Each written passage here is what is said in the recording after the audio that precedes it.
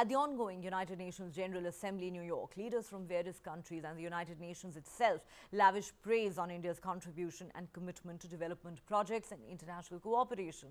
At two events held recently in New York, many leaders from the Global South and the UN came together to express their appreciation for India's partnership with the UN system.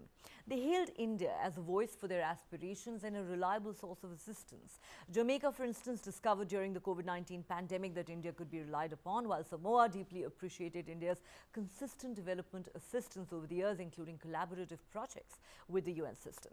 Bhutan described India as a stalwart of the Global South, emphasizing India's unwavering support for its socio-economic development.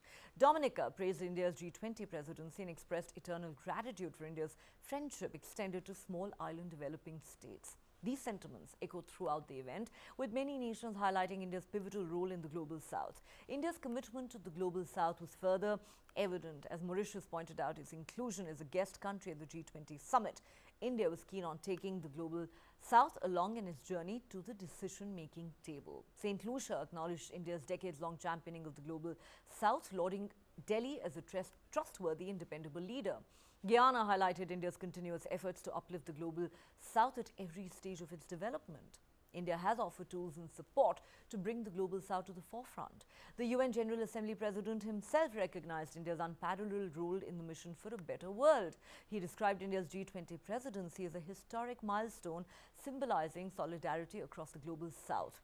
When asked what constituted the Global South, External Affairs Minister S. Jaishankar said it was a very Indian thing.